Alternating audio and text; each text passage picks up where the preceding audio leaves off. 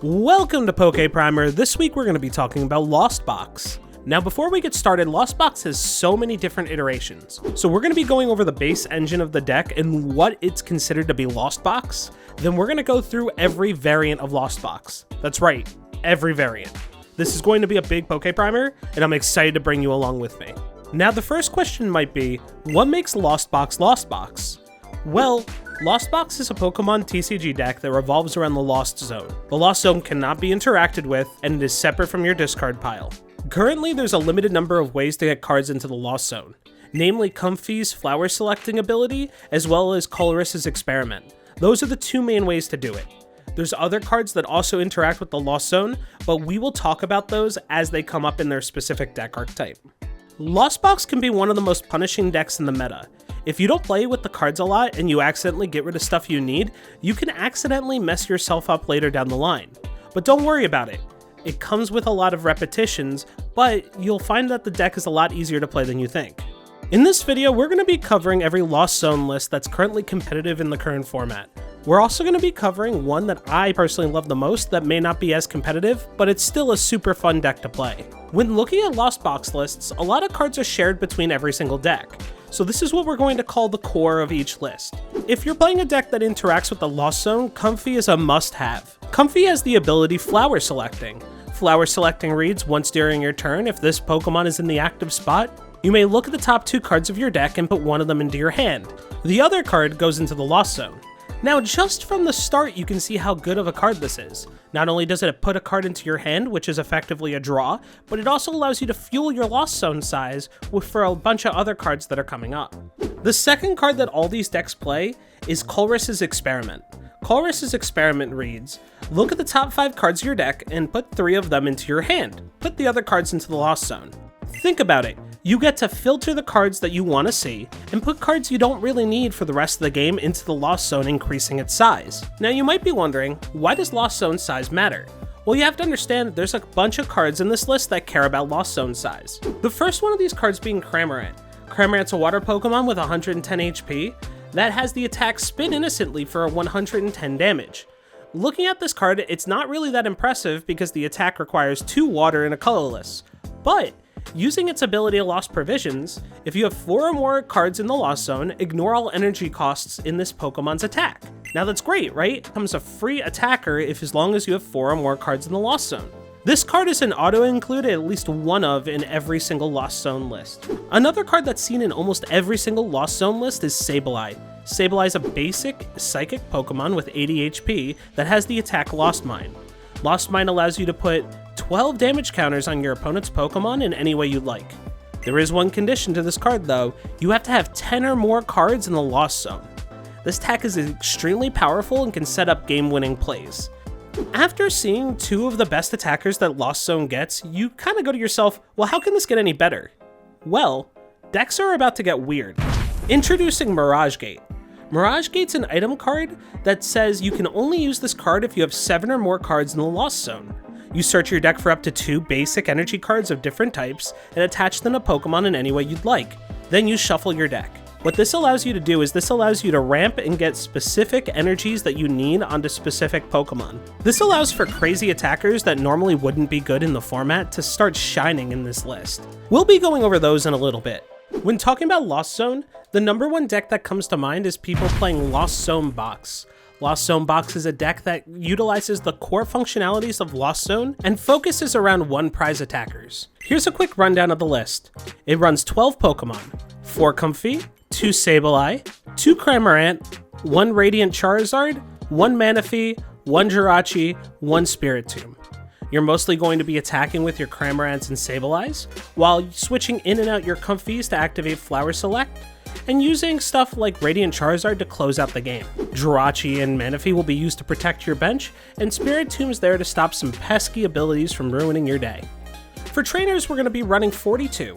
We're going to be running 4 Colress's Experiment to fill our Lost Zone, 2 Raihan, 2 Clara, 1 Roxanne, 4 Battle VIP Pass, 4 Switch Cart, 4 Escape Rope, 3 Nest Ball, 2 Fog Crystal, 2 Pokegear, 2 Super Rod, 2 Lost Vacuum, 2 Counter Catcher, 1 Hisuian Heavy Ball, 1 Mirage Gate, 1 Palpad, 2 Technical Machine de-evolution, 2 Beach Court, and 1 Artisan.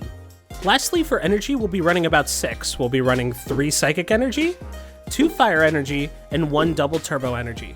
The main hurdle of this list is going to be flower selecting piles. When you use flower selecting or Colress's experiment, be very mindful of how much energy is left in your list and managing what is in your prize cards.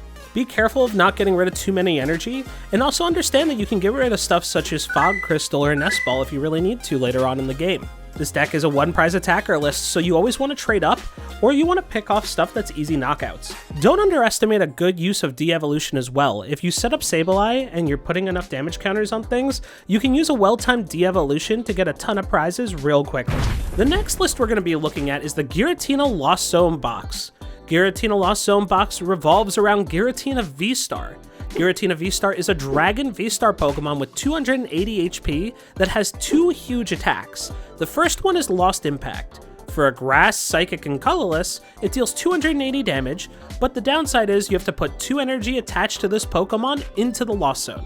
Its VStar power is an attack called Star Requiem. For a Grass and a Psychic, you get an attack that allows you to knock out your opponent's Pokemon. Note, you can only use this once per game, and only if you have 10 or more cards in your Lost Zone. This is huge and can swing games very easily. Giratina V gets to use cards like Path to the Peak to block out your opponent's abilities, while having a huge attacker in the active position that they have to deal with. If you wanted to play Lost Zone, but you were worried about not having a giant attacker, Giratina VStar might be the deck for you. If this deck looks right for you, here's the current deck list. You'll be running 13 Pokemon. 4 Comfey, 3 Giratina V, 3 Giratina VStar, 1 Sableye, 1 Cramorant, and 1 Radiant Greninja. For trainers, you're going to be running about 33. You'll be running 4 Colress's Experiment, 2 Boss's Orders, 2 Roxanne, 1 Avery, 4 Mirage Gate, 4 Battle VIP Pass, 4 Switch Cart, 3 Nest Ball, 3 Pokegear 3.0, 2 Super Rod, 1 Counter Catcher, and 4 Path to the Peak. In this list though, you're going to be running 14 energy. You'll be running 4 Jet Energy, 4 Psychic Energy, 3 Grass Energy, and 3 Water Energy. Unlike the other Lost Zone box lists, we have 2 different changes. One is that we have a huge amount of energy, and we're also going to be running 4 Jet Energy. Those Jet Energies are going to be able to let you move your Comfeys around, as well as get your Giratina VStar into the active when you really need to. The other fact is that we're leaning very heavily into Mirage Gate here.